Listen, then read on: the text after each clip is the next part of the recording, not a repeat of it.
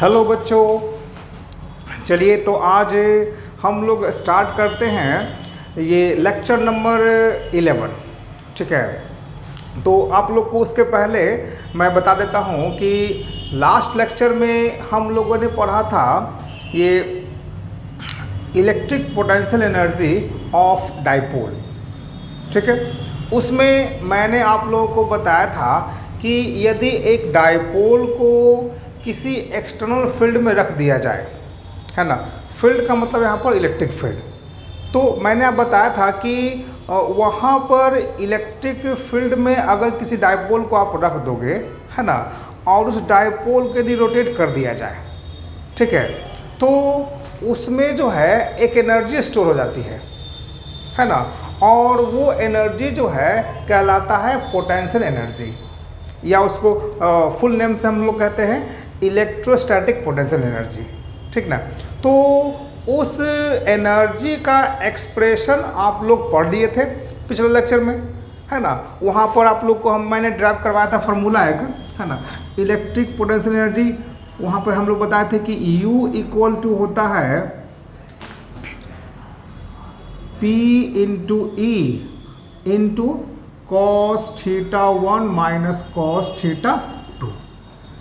ठीक है, ये तो बेसिक फार्मूला था, है ना, और इसी पे हमने ड्राइव करवाया था एक और फार्मूला, इसमें यहाँ पर लाए थे U equal to minus P dot E, ये। ठीक है, इसमें इसी को हम लोग ऐसे लिखते थे, ये U equal to minus P into E into cos theta, इस तरह से। तो ये कुछ एक्सप्रेशन है जिसको हम लोगों ने पढ़ा था लास्ट के लेक्चर में। ठीक है, तो आज जो है आप लोग को उसी एक्सप्रेशन पर बेस्ड कुछ न्यूमेरिकल बताने जा रहे हैं। ठीक है,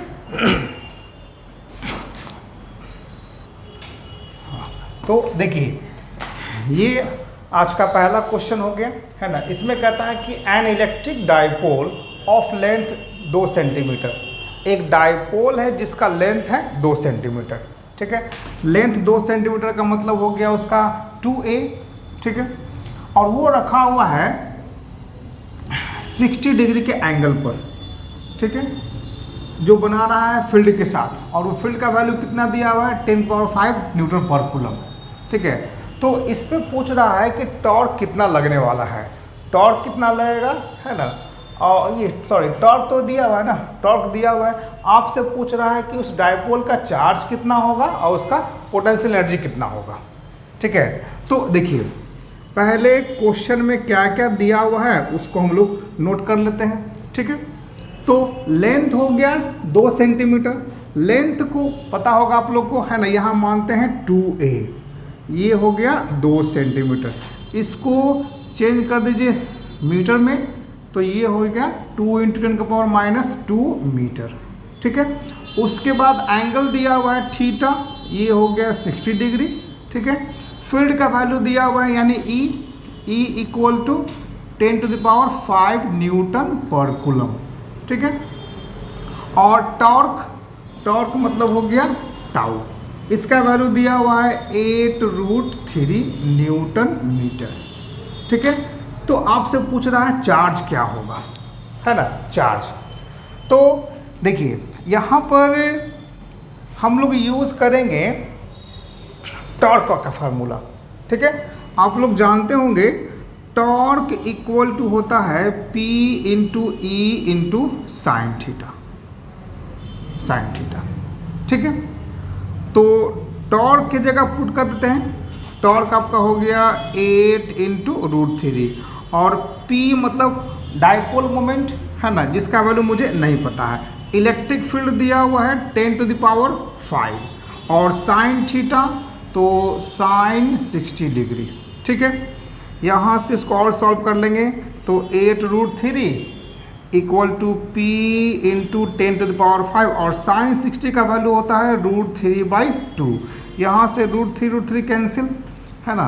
अब अगर क्रॉस मल्टीप्लाई कर दोगे तो 8 दूना 16, और यह आ जाएगा नेगेटिव में, है ना, तो आप देख सकते हो यहाँ से मुझे p का वैल्यू मिल जाएगा 16 इंटू 10⁻⁻5, है ना, ये होता है कूलम मीटर में, कूलम मीटर। तो ये डायपोल मोमेंट आपने यहाँ से निकाल लिया, है ना। डायपोल मोमेंट के बाद हम लोग यहाँ पे यूज़ कर लेंगे। देखिए आप लोग एक फॉर्मूला जानते होंगे, डायपोल मोमेंट का होता है charge into 2a, charge into 2a। तो यहाँ डायपोल मोमेंट मुझे मिल चुका है ना, 16 इंटू 10⁻⁻5। चार्ज मुझे पता करना है, उसको क्यू छोड़ दीजिए, है ना। 2a यानी कि लेंथ ये दिया हुआ है 2 इंटू 10⁻⁻2, ठीक है। अब इसको कैंसिल कीजिए, सॉल्व करते हैं। ये 8 है तो ये यहाँ से हो गया 8 इंटू 10⁻⁻5 और यह आ जाएगा डिवाइड में, है ना। तो 10⁻⁻2 इज इक्वल टू क्यू। यहाँ से इसको सॉल्व कर लेंगे, है ना। तो आपसे क्यू मिल जाएगा कितना, क्यू इक्वल टू 8 इंटू 10 का पावर कितना हो जाएगा -5 और +2, यानी कि 8 इंटू 10⁻⁻3 कूलम। ये आपका आंसर, ठीक है। समझ गए आप लोग? चलिए इसको नोट कर लीजिए।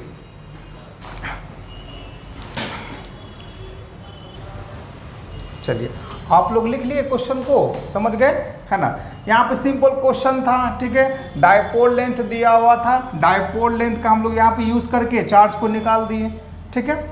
तो ये बिल्कुल ही सिंपल क्वेश्चन था, है ना। अब मैं धीरे धीरे इस क्वेश्चन के लेवल को उठाऊंगा, ठीक ना, और आगे तक मैं बताऊंगा, ठीक है। तो चलते हैं अगला क्वेश्चन पे, है ना, जो क्वेश्चन नंबर 2 होगा।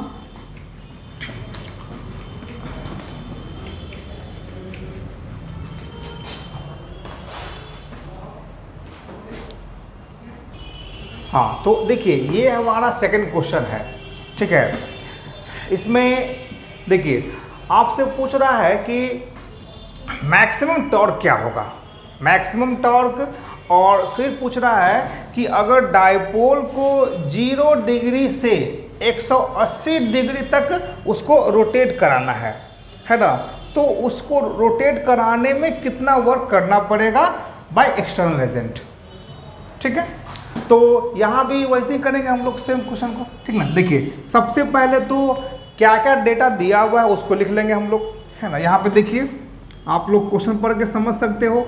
लेंथ दिया हुआ है 2 सेंटीमीटर, है ना। चार्ज कितना है तो 1 माइक्रोकूलम का, तो चार्ज यानी कि क्यू हो गया 1 माइक्रोकूलम। माइक्रोकूलम है, इसको पहले बता देंगे कूलम में, है ना। तो ये हो जाएगा 10⁻⁻6 कूलम, ठीक है। उसके बाद लेंथ कितना दिया हुआ है 2a, तो ये हो गया 2 सेंटीमीटर।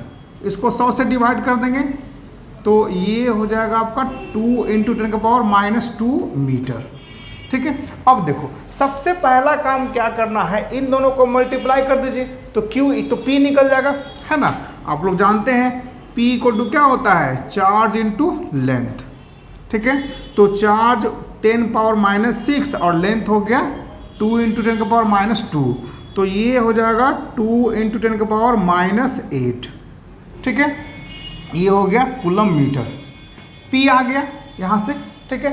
अब हम लोग क्या करेंगे, इस इलेक्ट्रिक फील्ड का यूज़ कर लेंगे टॉर्क निकालने के लिए, है ना। देखिए आप लोग जानते हो टॉर्क बराबर क्या होता है, torque equal to PE into sine theta, है ना। यहाँ पर आप देख सकते हैं कि टॉर्क जो है वो डिपेंड कर रहा है थीटा पर, एंगल पर डिपेंड करता है ना।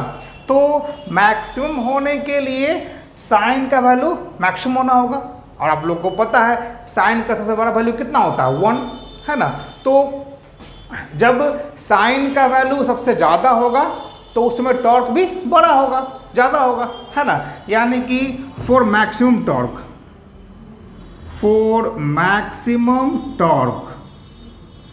ठीक है, थीटा शुड भी कितना होना चाहिए, तो 90 डिग्री, थीटा 90 डिग्री, है ना। तो वहाँ पर जो है आपका ये आ जाएगा टाउ इक्वल टू कितना, सिर्फ हो जाएगा P इंटू और साइन 90 डिग्री, ठीक है। साइन 90 का वैल्यू 1 होता है ना। तो ये हो गया P इंटू E, यानी कि अब P मुझे पता है ना, ये वैल्यू पुट कर दीजिए तो 2 इंटू 10⁻⁻8 और E का वैल्यू क्वेश्चन में दिया हुआ है ना, 10⁻5, तो ये हो गया 10⁻⁴ 5, यानी ये हो जाएगा 2 इंटू 10 का पावर कितना -8 प्लस 5, यानी ये आ जाएगा 2 इंटू 10 का पावर माइनस कितना 3। ये आ गया टॉर्क का वैल्यू, ये न्यूटन मीटर में हो जाएगा। ठीक है, ये इसका आंसर। फर्स्ट पार्ट क्लियर है, कोई दिक्कत नहीं है ना, इसको नोट कर लीजिए आप लोग। ठीक है, चलिए आप लोग नोट कर लिए इसको, मैं मिटा दूं। ठीक है, चलते हैं। अब यहाँ पे आप लोग को ये सेकेंड पार्ट इसका देखना है ना। सेकेंड पार्ट में क्या निकालना है, तो कहता है कि work done by external agent, है ना। एक्सटर्नल एजेंट के द्वारा कितना वर्क डन हुआ वो आपको फाइंड करना है ना। और एंगल कहाँ से कहाँ तक दिया है, तो 0 डिग्री से 180 डिग्री तक। ठीक है, यानी कि सेकेंड पार्ट के लिए ये θ1 हो गया 0 डिग्री और θ2 हो गया 180 डिग्री। ठीक है, और आपसे पूछ रहा है work done W equal to what.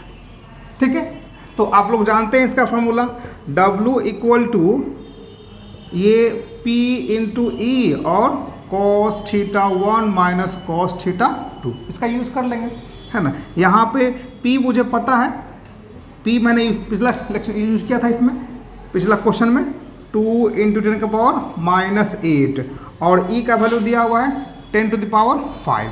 बाकी बच गया cos 0 डिग्री और माइनस cos 180 डिग्री। ठीक है, अब यहाँ पे देखिए ये तो आपका हो जाएगा 2 इंटू 10 का पावर -3, है ना। और cos 0 का वैल्यू 1 और cos 180 का वैल्यू -1, तो माइनस माइनस प्लस, है ना। ये कितना हो गया 2, तो 2 दूना 4, ये हो गया 4 इंटू 10 का पावर -3। वर्क निकाल रहे हैं तो ये हो जाएगा जूल में। ठीक है, सिंपल क्वेश्चन है ना, कोई प्रॉब्लम नहीं है। चलिए इसको नोट कर लीजिए आप लोग।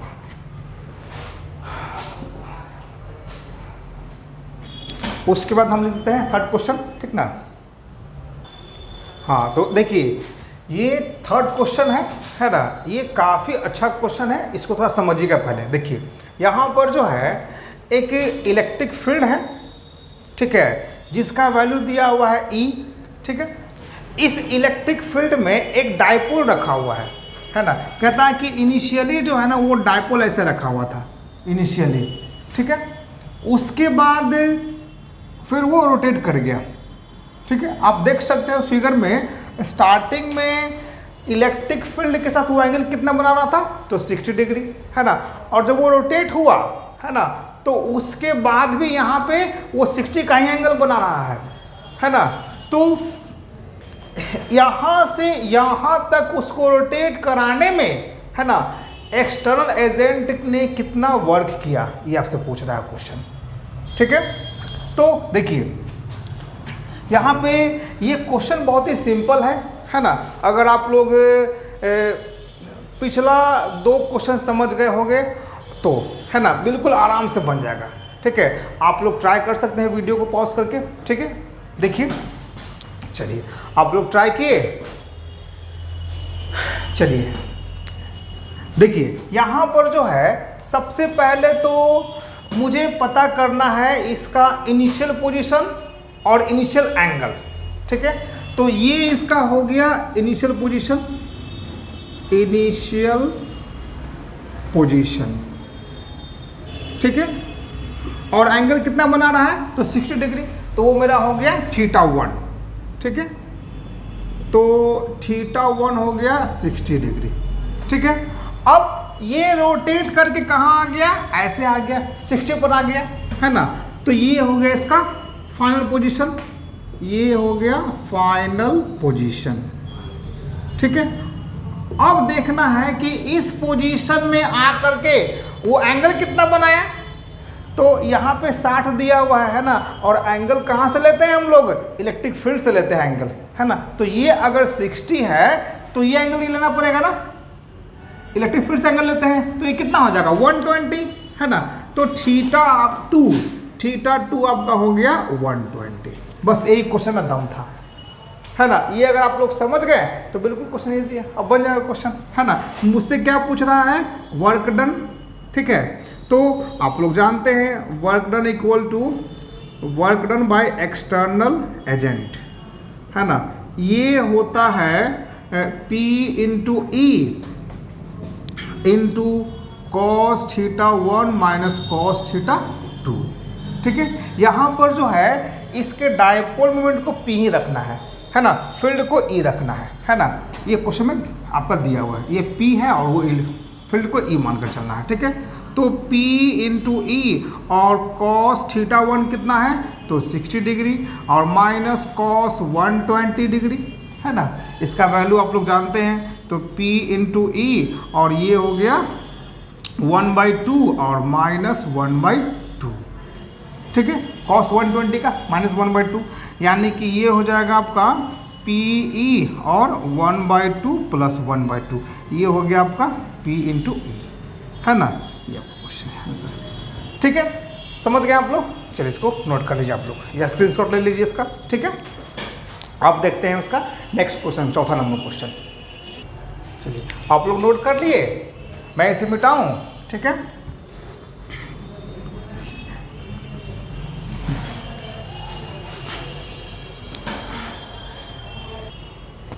देखिए अगला क्वेश्चन जो है चौथा नंबर क्वेश्चन, है ना, ये भी काफ़ी अच्छा सवाल है ना। इसमें जो है एक डायपोल इस तरह से रखा हुआ है, इलेक्ट्रिक फील्ड में रखा हुआ है। ठीक है, ये इस तरह से इलेक्ट्रिक फील्ड शो किया हुआ है, इस तरह से मान लीजिए, है ना। अब इस इलेक्ट्रिक फील्ड में एक डायपोल इस तरह से ऐसे रखा हुआ है, एक डायपोल। ठीक है, डायपोल का नेगेटिव चार्ज इधर है और पॉजिटिव चार्ज इधर है। ठीक है, नेगेटिव पॉजिटिव ये दो चार्ज ऐसे। ठीक है, अब यहाँ से इसको रोटेट कराया गया। ठीक है, इस तरह से इसको ऐसे घुमा दिया गया है।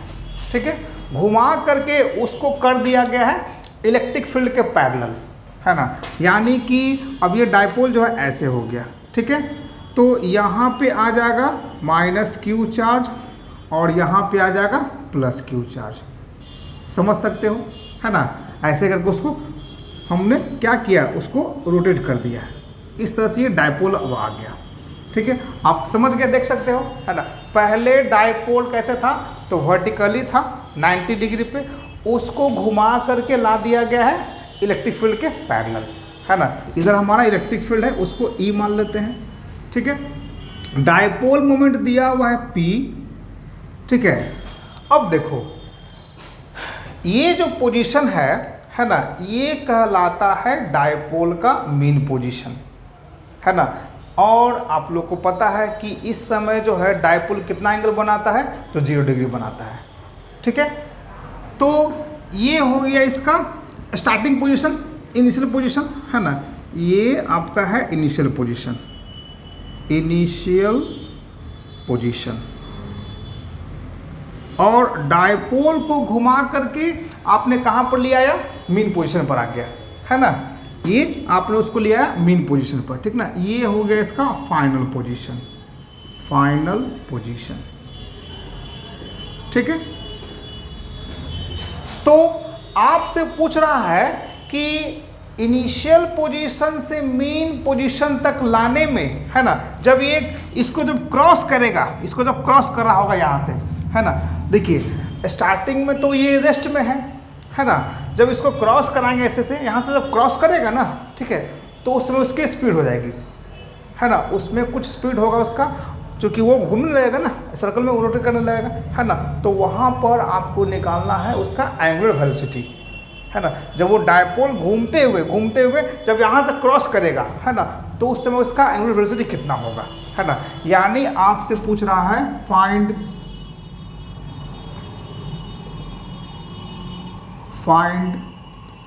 एंगुलर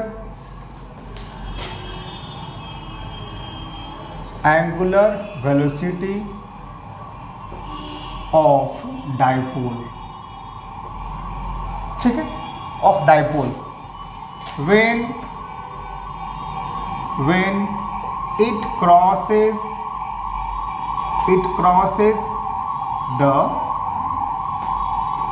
मीन पोजीशन, जब ये मीन पोजीशन को क्रॉस करेगा। मीन पोजीशन का मतलब हो गया थीटा इक्वल टू 0 डिग्री, है ना, यानी कि P parallel to E।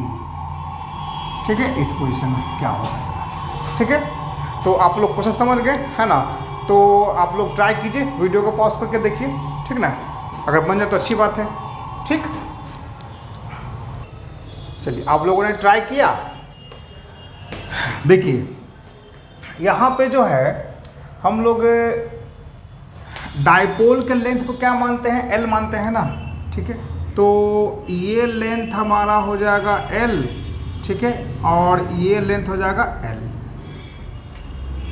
Total क्या मानते हैं, 2 है ना, या 12 मानते हैं। ठीक है, तो टोटल लेंथ मान लीजिए L प्लस L। ठीक है, अब यहाँ पर जो है इस चार्ज पार्टिकल का कुछ मास भी मान लीजिए, है ना। ये मास मान लीजिए m, ठीक है, और इसका मास m, ये।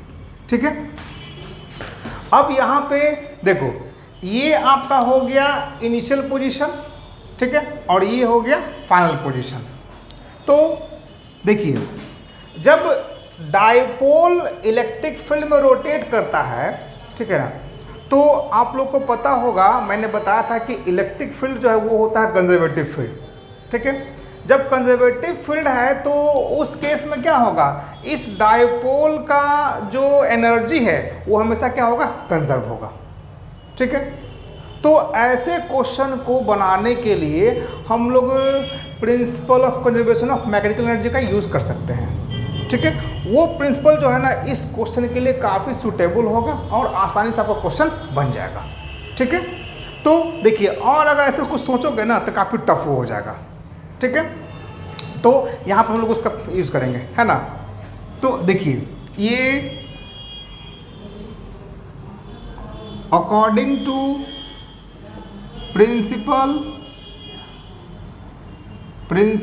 Of conservation of mechanical energy. ठीक है, आप जानते हो कि जो मैकेनिकल एनर्जी शुरुआत पोजीशन में था वही मैकेनिकल एनर्जी बाद पोजीशन में भी होगा, है ना। यानी कि initial mechanical energy equal to final mechanical energy. ठीक है, यहाँ तक कोई दिक्कत नहीं। और आप लोग पढ़े होंगे 11th क्लास में, है ना, मैकेनिकल एनर्जी जो होता है वो 2 एनर्जी का सम है। ठीक है, काइनेटिक प्लस पोटेंशियल। ठीक है, यानी कि यहाँ पे हो जाएगा इनिशियल पोटेंशियल एनर्जी और प्लस इनिशियल काइनेटिक एनर्जी। ठीक है, is equal to initial final potential energy और प्लस फाइनल काइनेटिक एनर्जी। समझ गए, है ना। ये हो गया इनिशियल और ये हो गया फाइनल। ठीक है, यहाँ पे अब देखो इनिशियल पोटेंशियल एनर्जी, देखिए पोटेंशियल एनर्जी अब हमने ड्राइव किया था लास्ट लेक्चर में, ठीक ना। वहाँ मैंने बताया था कि U इक्वल टू लेना है -P into E into cos theta. ठीक है, अब इसमें इनिशियल देख लो तो -P इंटू E और एंगल कितना है शुरुआत में, तो शुरुआत में ऐसे है ना, तो 90 डिग्री, एंगल 90 डिग्री हो गया, है ना, यानी कि cos 90 डिग्री। अब प्लस वो तो शुरुआत में तो रेस्ट में है ना, तो रेस्ट में है तो काइनेटिक एनर्जी भी 0 हो गया, है ना, इज इक्वल टू फाइनल। तो फाइनल पोटेंशियल एनर्जी कितना है उसको आप मान लीजिए -P into E into cos कितना डिग्री। फाइनली क्या हुआ, वो आ गया पैरेलल में, है ना, और पैरेलल में एंगल कितना लेना है, तो 0 डिग्री लेना है। ठीक ना, तो ये हो जाएगा cos 0 डिग्री। ठीक है, अब प्लस काइनेटिक एनर्जी, है ना। तो देखो यहाँ पर काइनेटिक एनर्जी के जगह पे ½ mv² नहीं रखना है ना। ½ mv² आप लोग को पता होना चाहिए, ½ mv², ये फार्मूला एप्लीकेबल होता है ओनली फॉर लीनियर मोशन, है ना, जब कोई बॉडी चल रहा हो स्ट्रेट लाइन पे, है ना। यहाँ कैसा मोशन हो रहा है, तो यहाँ मोशन हो रहा है रोटेशन, है ना। तो रोटेशन वाले केस में हम लोग यूज़ करेंगे KE इक्वल टू ½ I ω²। ठीक है, ये कहलाता है रोटेशनल काइनेटिक एनर्जी। ठीक है, तो हम लोग इसका यूज़ करेंगे, है ना। यहाँ पर ले लेंगे plus half I omega square. ठीक है, अब यहाँ पर देखिए ये ज़ीरो हो जाएगा, ये भी ज़ीरो, है ना, काम खत्म। यहाँ बच गया माइनस पी इंटू ई, अब कॉस ज़ीरो का 1 होता है तो 1, है ना। बाकी बच गया हाफ आई ओमेगा स्क्वायर। ठीक है, इस माइनस पी को इधर ले आइए, है ना, तो ये आपका हो जाएगा P E equal to half I omega square. अब यहाँ पर आपको समझ लेना है, देखिए ये डाइपोल मोमेंट तो दिया हुआ है ना, इसका तो वैल्यू हम वही पुट कर देंगे पी के जगह, है ना, और ई भी दिया हुआ है, इलेक्ट्रिक फील्ड भी दिया हुआ है, उसको रहने देंगे, है ना। अब यहाँ पर देखना है इस डाइपोल का मोमेंट ऑफ इनर्शिया क्या हुआ, है ना। तो डाइपोल का मोमेंट ऑफ इनर्शिया आप लोग याद करो, एक पार्टिकल यहाँ पर है, एक पार्टिकल यहाँ पर है, जिसका मास mm दिया हुआ है ना। तो देखिए moment of inertia equal to होता है आई बराबर कितना, एम आर स्क्वायर, है ना, मास इंटू डिस्टेंस का स्क्वायर। ठीक है, तो इसके लिए मास m ये हो जाएगा m और इसका l स्क्वायर। ठीक है, डिस्टेंस l स्क्वायर ना है यहाँ से, है ना, यहाँ से भी निकालेंगे तो मास इंटू एल का स्क्वायर, है ना, दो पार्टिकल्स में है ना, तो मास इंटू एल का स्क्वायर, है ना। तो एम एल स्क्वायर कितना हो जाएगा 2ml स्क्वायर, यानी कि ये हो गया 2ml स्क्वायर, ये आ गया आई का वैल्यू। ठीक है, अब इसको पुट कर देंगे हम लोग यहाँ पर, है ना। तो ये यहाँ से देखिए P इंटू ई और ये हो गया हाफ, आई के जगह पे पुट कर देना है 2ml स्क्वायर, 2ml स्क्वायर। ठीक है, आई इंटू ओमेगा का स्क्वायर, यहाँ 2 से 2 कैंसिल, है ना, बच गया अब इसका, है ना। अब यहाँ से इसको सॉल्व कर सकते हैं। ठीक है, चलिए इसको मैं मिटा दूँ, इसको नोट कर लिया आप लोग, है ना, या क्वेश्चन को मैं मिटा देता हूँ, क्वेश्चन का तो जरूरत नहीं है अभी यहाँ पर, इसको आप लिख लिया ना इसको, चलिए इसको मैं मिटा देता हूँ, है ना, यहाँ से।